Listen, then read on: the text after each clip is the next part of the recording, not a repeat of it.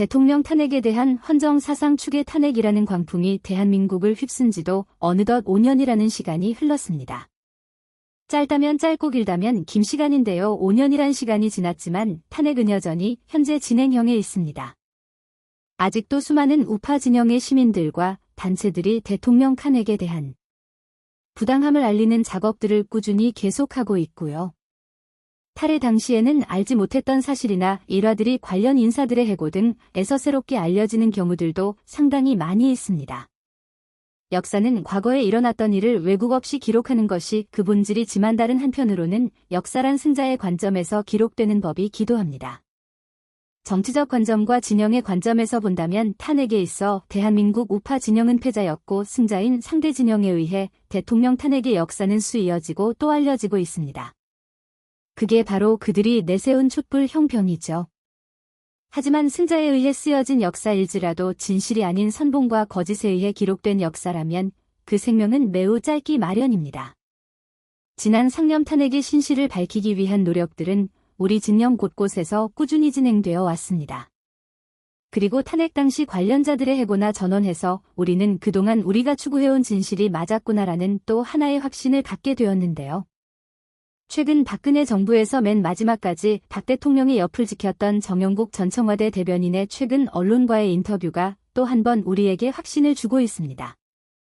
대다수의 분들께서 종 전 대변인이 누구인지 알고 계실 거라 생각하는데 혹시나 모르시는 분들을 위해서 간단하게 설명을 드리자면 일단 정 전 대변인은 MBC 기자 출신입니다.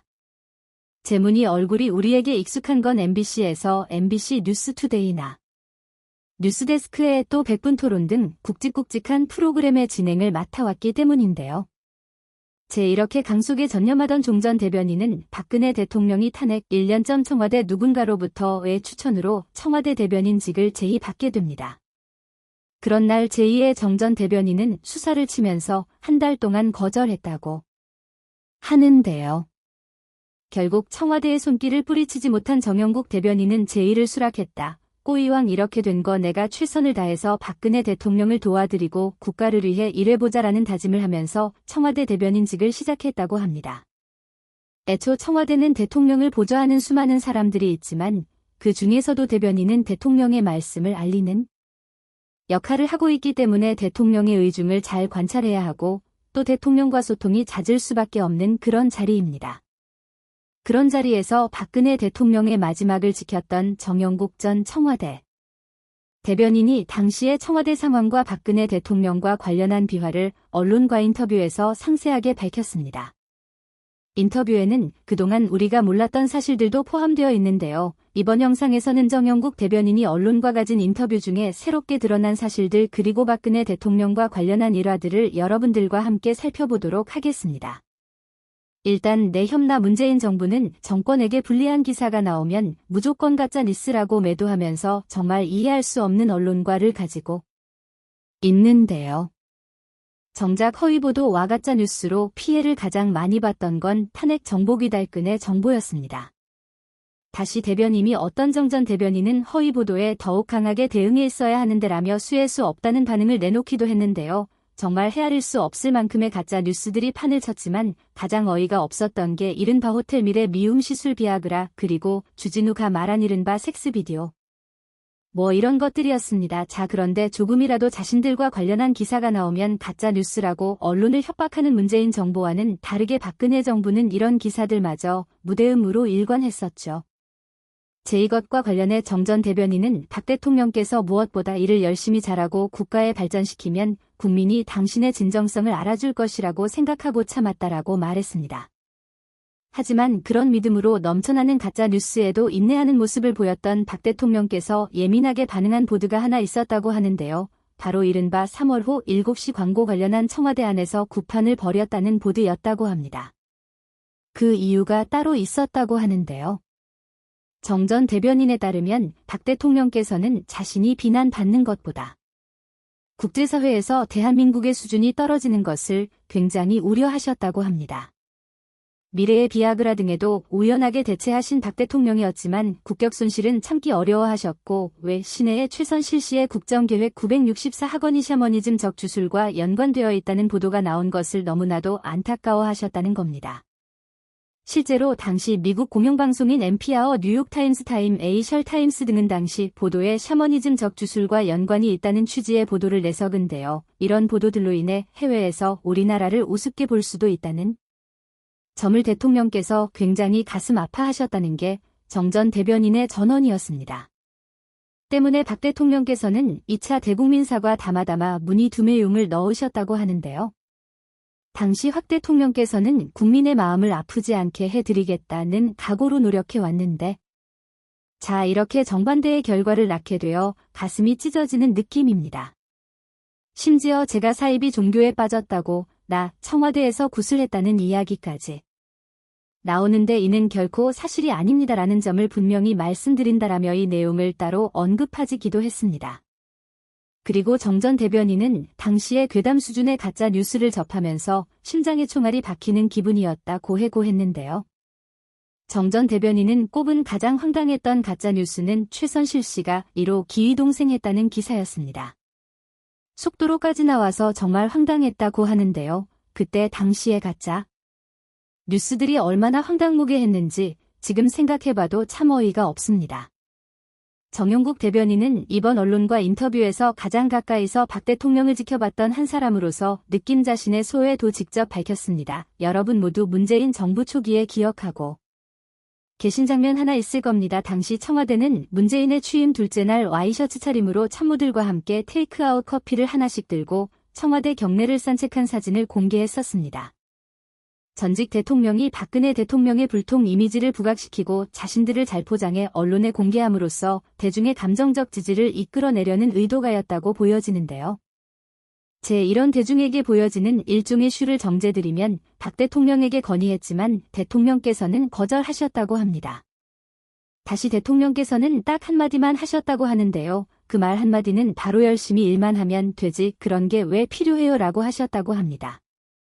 이런 일화를 회상하며 정 전 대변인은 박 대통령은 이런 쇼는 절대 해서는 안 된다고 생각하는 분이었다라며 일종의 연출이 국민을 속이고 현혹하는 행위라고 생각했다고 전했습니다. 그러면서 박 대통령의 이러한 원리 원치주의 때문에 불통 이미지가 생긴 것을 아쉬워하면서 박 대통령은 정말 나라밖에 모르는 분이었다고가와 결혼에 따른 말이 채 담았다. 자신의 아버지 때처럼 나라를 부강하게 만드는 것 외에는 다른 생각이 없었다.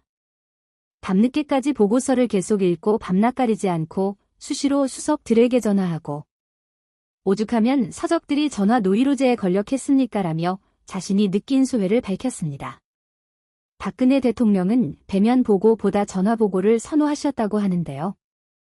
얼굴을 맞대고 논의하는 데면 보고가 소통을 잘한다는 언론 플레이도 할 수가 있고 다른 장점들이 많지만 참모들 시간을 빼앗지 않으려고 전화 보고를 더 선호하셨다고 합니다.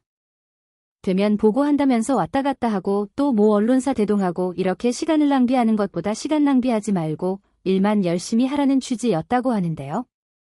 대신에 소소한 곳조차 전화로 다 물어보셨고 또 보고를 받았기 때문에 좀 전에 말씀드린 수석들이 이른바 전화 노이로제에 걸린 것이라고 합니다. 그러면서 잠도 잘 안 주무시고 관저에서 일하는 시간이 많았다고 하는데요. 이런 것을 두고 언론에서는 관저에만 틀어박혀 있다 혼밥을 먹는다 이런 식으로 매도했던 것입니다. 대통령이 이렇게 일밖에 모르니 참모진들도 따를 수밖에 없었다고 하는데요. 심지어 과도한 업무 때문에 이가 빠지는 참모도 있었다고 합니다. 절의 참모진들 사이에서는 대통령이 초인적 이하라고 혀를 내두를 정도였다고 하는데 실제로 대통령께서는 외국 순방 나갈 때도 비행기 안에서 잠 안 자고 순방 대상 국가의 문화 이슈 풍속 등을 공부했고 또 그 나라 정상에 대해서도 무엇이 관심사인지 꼼꼼하게 체크했다고 합니다. 바로 이런 점들 때문에 정 전 대변인은 박근혜 대통령에 대한 외교 점수가 높을 수밖에 없었다라고 말했는데요. 문재인 정부가 왕따 배교라는 비판을 받고 있는 점과는 매우 비교되는 대목이 아닐 수 없습니다. 이처럼 자신이 맡은 직무에 대해서는 초인적인 힘을 발휘했던 박근혜 대통령이 눈물을 보인 적이 있다고 합니다. 바로 대통령 직무가 점지되던 날 군무회 간담회에 이때 눈물을 보이셨다고 하는데요. 당시에 그 자리에 있던 군무위원 대부분도 함께 눈물을 흘렸다고 정 전 대변인은 전했습니다. 그만큼 대통령이 헌법재판 3에서 탄핵 인용 결정을 내릴 것을 전혀 예상하지 못하셨다는 건데 어떤 면에서 보면 다시 청와대에는 대통령의 눈과 귀를 가린 측근들이 상당히 많았던 것 같습니다. 마지막으로 정 전 대변인은 탄핵 전국에서 가장 아쉬웠던 일로 대통령께서 탄핵 국면에 정규제티 바이 단독 인터뷰를 한 일을 꼽았는데요.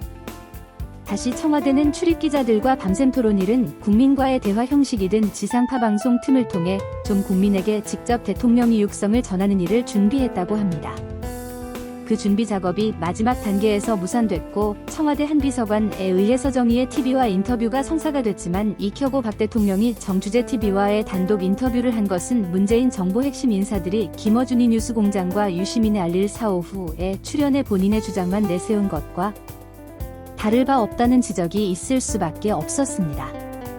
그리고 많은 사람들이 대통령께서 당시에 대국민 사과문을 발표한 것을 두고 아쉬워했었죠.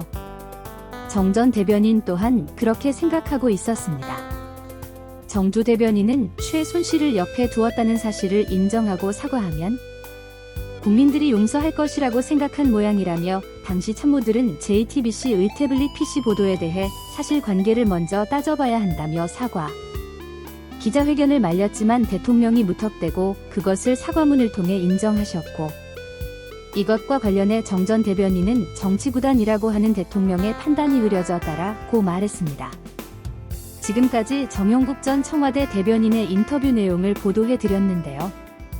지금 정 전 대변인이 다음 총선 출마를 준비하고 있는 시점에서 나서기 시작했다는 점을 들어 속 보인다라고 평가하시는 분들이 계실 수도 있지만 다시 청와대에서 나오고 정 전 대변인은 전 정권 핵심 인사라는 점 때문에 그 어디에도 갈 수 없는 신세가 되었다고 합니다. 심지어 미국 연수를 결심하고 알아본 대학의 소조차 지난 정부 경력 때문에 곤란하다며 연수를 취소했다고 하는데요. 이런 정 전 대변인이 총선에 도전하면서 박근혜 대통령과 거리를 두는 인터뷰를 했다면 비판받아야 마땅하지만 용기를 내 자신이 느낀 점을 솔직히 언론과 인터뷰한 점은 높이 사야 할 듯합니다. 앞으로도 다시 박근혜 정부의 인사들의 경험담들이 좀 많이 나와줘서 대통령이 재평가되는데 많은 도움이 됐으면 좋겠다는 생각을 가져봅니다.